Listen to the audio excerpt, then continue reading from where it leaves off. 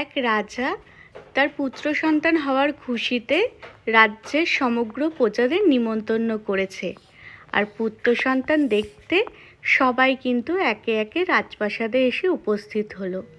আর রাজামশাই তো বেজায় খুশি।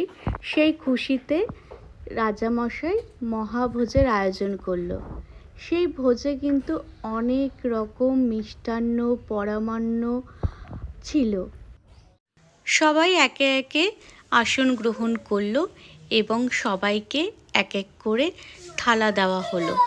জমিদারদের দেওয়া হলো সোনার থালা, পুরোহিতদের দেওয়া হলো রূপোর থালা, বণিক সম্প্রদায় অর্থাৎ যারা ব্যবসা বাণিজ্য করে তাদের দেওয়া হলো কাঁসার থালা, আর গরিব দুঃখীদের দেওয়া হলো মাটির থালা। আর এইভাবে কিন্তু নানান পরমান্ন অন্ন পরিবেশন করা হতে থাকলো থালাতে।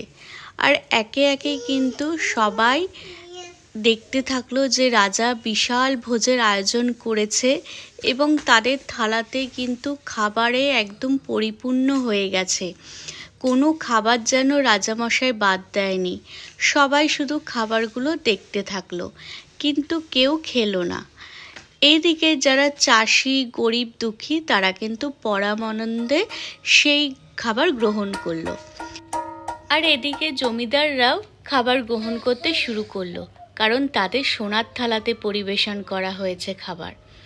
আর এদিকে পুরোহিত আর বণিক সম্প্রদায় খাবার একটুও ছুঁয়ে দেখলো না, কারণ তাদের রূপোর থালায় আর কাঁসার থালায় খাবার পরিবেশন করা হয়েছে, আর জমিদারদের সোনার থালায় খাবার পরিবেশন করা হয়েছে।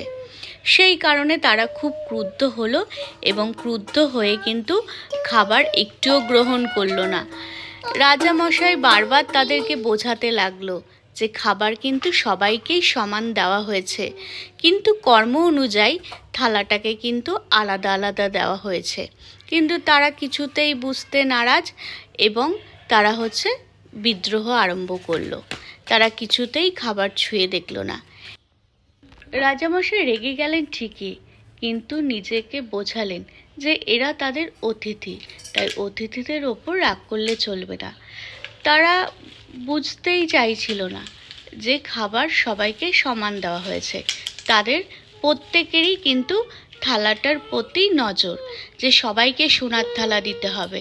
রাজামশাই বলল, ঠিক আছে, তোমরা আমার একটা ঘরে থাকো, সেই ঘরে থাকলে কিন্তু তোমাদের সবাইকে সোনার থালা দেবো। তো তাতে সবাই রাজি হয়ে সেই ঘরে প্রবেশ করলো এবং রাজামশাই সবাইকে একটা করে সোনার থালা দিয়ে সেই ঘরের দরজা বন্ধ করে দিল। এরকমভাবে 1 দিন 2 দিন 3 দিন হয়ে গেল, রাজামশাই সেই দরজা খুললেন না। এদিকে ঘরের ভেতর থেকে বেজায় চিৎকার আরম্ভ হলো যে রাজামশাই দরজা খুলুন, দরজা খুলুন, আমাদের কিছু খেতে দিন। কিন্তু রাজামশাই তো কিছুতেই দরজা খুলতে চাইলেন না। তিনি বললেন যে তোমাদের সবাইকেই সোনার থালা দেওয়া হয়েছে এবং এই সোনার থালাটাই খেয়ে থাকবে। তোমাদের যখন অন্ন পরমান্ন সব কিছু আমি খেতে দিয়েছিলাম, তোমরা সেটা খাওনি। তোমরা শুধু বলেছিলে যে আমাদের সোনার থালাই চাই। এখন তোমাদের সোনার থালা দিয়েছি, সেই সোনার থালাই তোমরা খাও। তোমাদের অন্ন পরমান্ন কিছুই খাবার দেওয়া হবে না। এইদিকে প্রজারা তো সবাই বুঝতে পারলো তারা কি ভুল করেছে এবং তারা রাজামশাইয়ের কাছে ক্ষমা চেয়ে নিল যে মহারাজ, আমাদের ভুল হয়ে গেছে, আমাদের ক্ষমা করে দিন। আমরা বুঝতে পেরেছি আমাদের কি অন্যায় হয়েছে। আমরা পরমান্ন যে আপনি আমাদের গ্রহণ করতে দিয়েছেন তাকে আমি উপেক্ষা করে শুধুমাত্র থালাটা, যেটা আমাদের কোনো প্রয়োজন নেই, সেটার প্রতি আমরা আকৃষ্ট হয়েছি এবং সেটার মোহেই আমরা ছিলাম। সেই কারণে আমরা আমাদের ভুল বুঝতে পেরেছি এবং সেই ভুল আমরা সংশোধন করতে চাই। প্রজারা নিজেদের ভুল বুঝতে পেরে দেখে রাজামশাই কিন্তু দরজাটা খুলে দিয়েছেন এবং সব প্রজারা একে একে বেরিয়ে এসে রাজার কাছে ক্ষমা চেয়ে নিয়েছেন। অভুক্ত প্রজাদের তখন রাজামশাই খাবারের ব্যবস্থা করলেন।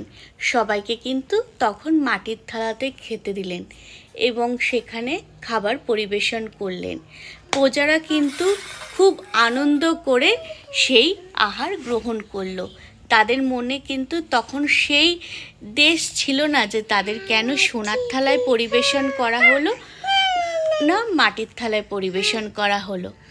তো তখন প্রজারা বললেন, মহারাজ, আমরা এতদিন ভুল চিন্তাধারা নিয়ে চলছিলাম, কারণ সোনা রূপো এইগুলো হচ্ছে বাহ্যিক আড়ম্বর, এইগুলো কিন্তু আমাদের বেঁচে থাকার জন্য কিছুই লাগে না।